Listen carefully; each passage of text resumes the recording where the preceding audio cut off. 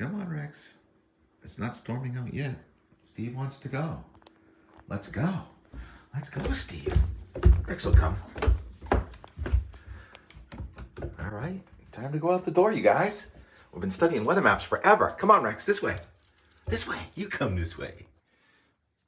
Boy, do we have a lot on our plate this morning. Let's get this game started, T-Rex, Steve. 33.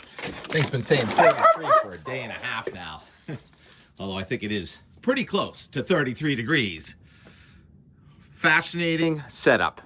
It's been, what, more than a week since our last storm was Thursday, December 28th. That was a warm, wet nor'easter. So we've been an entire week without a storm. A little defrost last night. It's actually warming up a tiny bit right now in southern New England ahead of a backdoor cold front. We've talked about that a lot. I'm not sure I've ever seen a backdoor cold front, that's it right there, coming in from the north ahead of a storm approaching from the south. I mean, we've had plenty of storms with cold high pressure to our north, but not at the same time there was a warm front coming at us from the south. So all bets are off on this one. You know, the Boston snow forecast, I've seen anywhere from 1 to 2 inches to me going for near a foot of snow. It's an incredibly tough call. How could we possibly get snow if the wind is coming in off 43-degree water from the east tomorrow, gusting past 30 miles an hour? Well, the cold is so cold. Here's the front as of about 10 o'clock this morning. In northern Maine, it's 0 to 10 degrees. In Burlington, Vermont, it was 32 degrees at midnight before the front came through. The front came through, and it was down to 17 degrees just before 10 a.m. Oh, while we're in Vermont, Josh Worth is skiing powder at Jay Peak, Vermont. He says this is the best day we've had since before that Monday, December 18th storm changed everything. So it's been snowing at Jay for a few days, 5 inches of snow. And it's going to snow at Jay this weekend, too. I'm looking at some stuff I've never seen in my life. Like, first of all, this backdoor cold front coming at us right now, which is going to bring in air that's cold enough that despite 43-degree water, we're going to be able to generate snow just away from the shore. And even at the shore, there will be some snow, but it'll be rain mixed. So I'll get to that in a second. The big picture is I've never seen the storms lined up like this. We've had no storm for a week after a series of 1 or 2 storms a week since before Thanksgiving around Halloween. And now, look at those lined up. Serpentines, giant serpentines on the satellite picture from the eastern Atlantic to the central Pacific, one after another. And in the next 10 days, we have 3 major storms. I mean, I'm thinking back to years like January 1996, when 30 inches of snow turned into 0 snow on the ground in Boston in 10 days. And also in January and February of 1978. And, you know, if you ask somebody in Ohio about the blizzard of 1978, they're not talking about February 4th. They're talking about the week before that. There were 3 back-to-back-to-back storms there. In 1978, we went snow, rain, snow. And we're looking at the same kind of setup we had back in those years, 1996 and 1978. So we're talking, you know, once in a 20-year recurrence. So 1996 plus 20, 2026. Yeah, we're in a once in a 20-year cycle with these storms right now.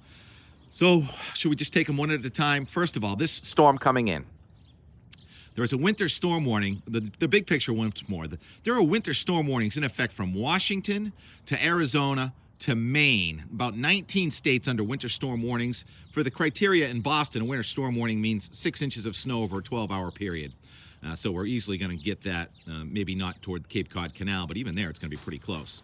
All right, this storm number 1.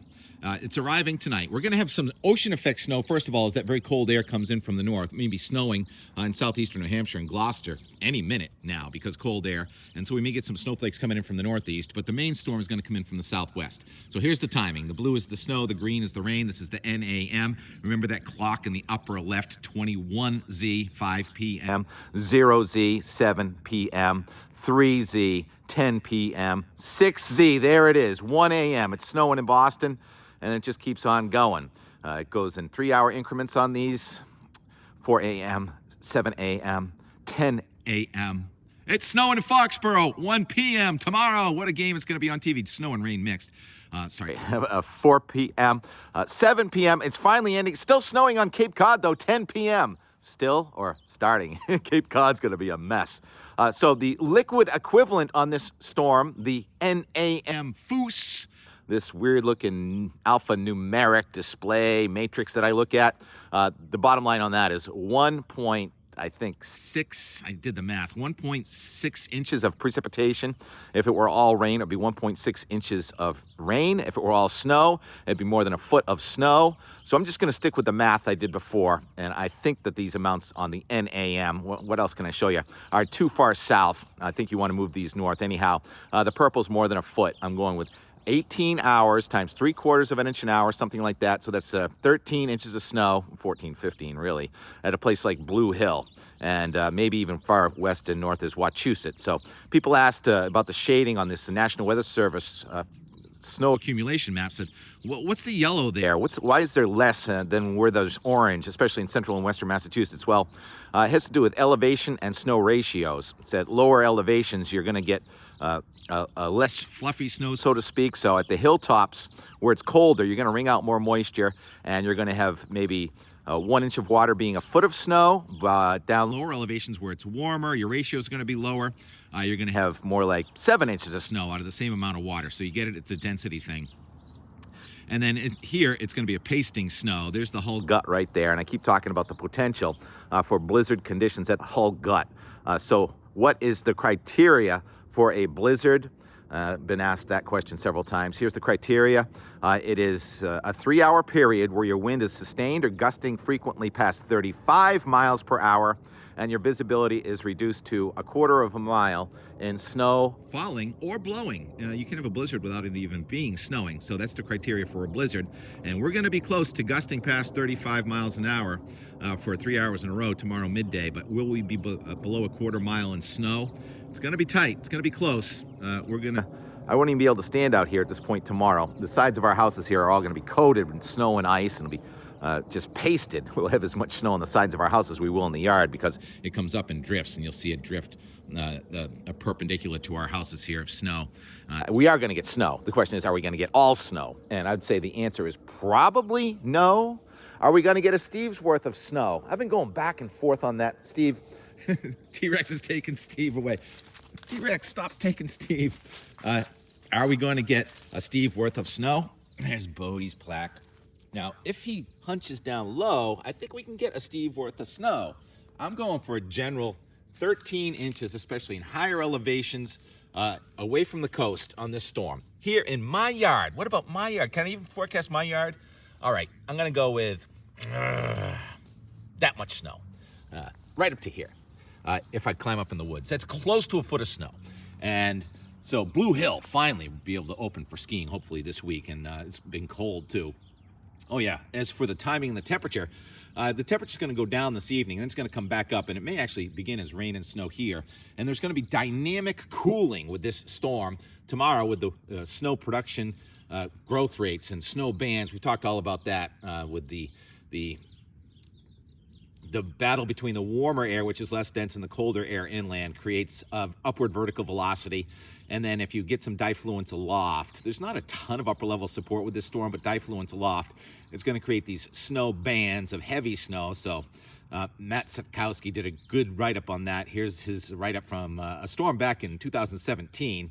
And you can see those darker bands there on his radar that he depicted from that storm. So when you're in one of those bands, it's snowing 2 inches per hour, but 20 miles away, it's hardly snowing at all. So that's why I say an average of about 3/4 of an inch per hour. So there'll be some hours where you're only snowing 1/4 inch an hour, and other hours where you're snowing 2 inches per hour. That's this storm. I talked so much about it. What else on this storm? I guess the temperature dropped tomorrow afternoon, so I'll be about 33, 34 degrees and snowing and raining here tomorrow through midday. And then the wind's going to shift as that low gets east of Cape Cod. And the wind's going to come in from the north, and the temperature's going to fall from the low to mid-30s into the 20s. And anything that's slushy is going to refreeze really fast, including this little poor rosebud. While we're down here, why don't we do a instrument check? This thermometer is going to be more accurate than the one indoors. And this thermometer says it's almost 40 degrees. And that makes sense with that water out there being almost 40 degrees. That's storm number 1. Storm number 2 on our doorstep. Can't spend a lot of time on this, but it's going to be raging up the Mississippi River Valley Monday night into Tuesday. We have a new cold high moving into southeastern Canada with another backdoor cold front in here Monday night and Tuesday. We may have low temperatures in the single numbers and teens in a lot of New England Monday morning and Tuesday morning. And then all of a sudden the air is going to start charging in from the south with a 1034 high over Quebec. And there's going to be an incredible battle zone of torrential rain and flooding from southern New England down to New Jersey with thunderstorms, while the rain snow line only slowly propagates up through Vermont more easily than New Hampshire. And in northern Maine, that's probably going to be mostly snow. That's how resistant the heavy cold air is going to be with the North Atlantic block and the Greenland block. And so that's going to be a mess. That's another 1 to 3 inches of H2O anyway, and where that's all snow in Maine. That's about a 25-inch snowstorm. And then there's another one. Are you kidding me? On Thursday night and Friday, it's coming out of the same area. And an incredible boundary between sub-zero air in southern Canada and warm air over Florida. And there's another rain, snow, major storm coming through here next Saturday. So count them. That's 3 storms in less than 9 days. That dwarfs 1996 and 1978.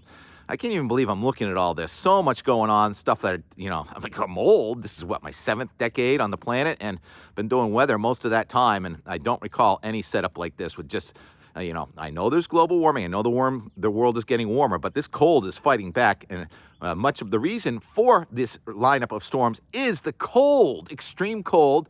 We've seen it in Finland, we've seen it in Mongolia, and now we're going to see it in North America. It's been happening for several months, and I think Bastardi is going to be justified in that long-range forecast he made, especially where you get that boundary, where you're north of that boundary. And that boundary is headed in our direction for the extreme cold trying to come toward New England. So that's why every one of these storms, even though there may be some rain with it, is going to be mostly winter storms. Any warm-ups we're having over the next 10 days are only brief, 12 to 18 hours, that one on Wednesday. And the new cold and wind comes in before the next one. So they're all lined up here. Oh, what else? It's a lot for today. Now, Steve stays right down at that level right there. We'll be able to bury Steve. And T-Rex will make a path for him. So once again, my call for Weymouth, 10 inches of snow. My call for Boston Logan Airport, 11 inches of snow. My call for your house in Needham, Judah. I think you went to Utah, didn't you? Judah and Needham. I think you're going to be right in that 13 zone that I'm talking about. And somebody's going to come in with an 18. You don't see it on any of the forecast maps, but 18 hours of snow, some of those higher elevations. And yeah, you remember my lean cold rule.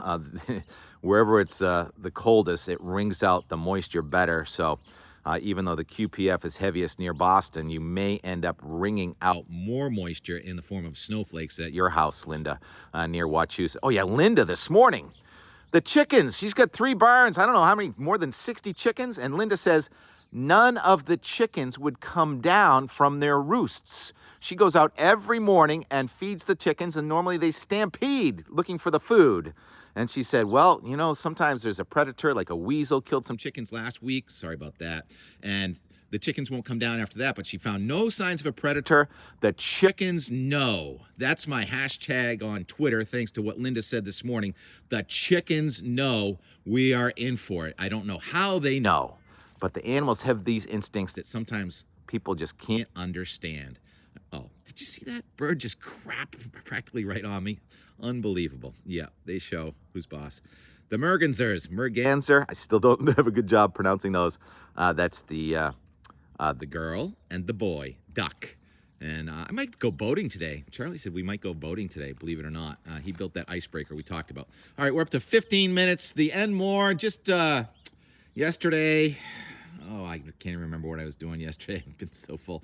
So it's a potpourri of Enmore from yesterday, including The decorations at the Venetian in Weymouth, the Venetian restaurant, people are coming from all over just because of the decorations they put up. And fabulous time there last night. And we'll be calling the play-by-play on this. A lot of nowcasting tomorrow. You're going to see a lot of changes in the forecast, I think, especially in the Boston area. Over and out for now. A freezing Friday. Cold air advection, pretty dry air mass. Except with the white streaks on the water. Don't always see these. That's pollution, right? Interesting. Waves and waves of white. Oh yeah, beautiful day for a walk on the beach. Ice on the rocks. First time this season. Mind your step.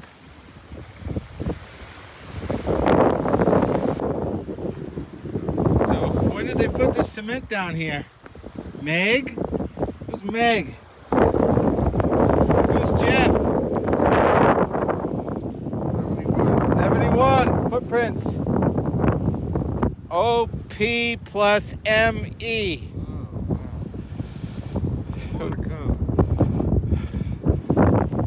No Jeff, no Doug though. Doug was off for college.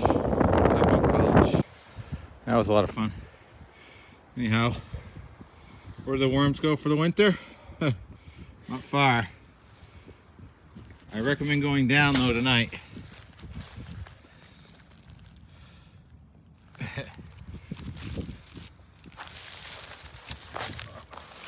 Put them back to bed. Millions and millions of worms down there. The sun goes down Friday, January 5th. Cold air advection continues. We still have our tree up. Why not? There are still some presents. T-Rex. And there are still some presents coming in. Timothy. Steve. Where I normally put my feet. Not too many places that put up this many ornaments. And we're so happy that they kept them going into the new year.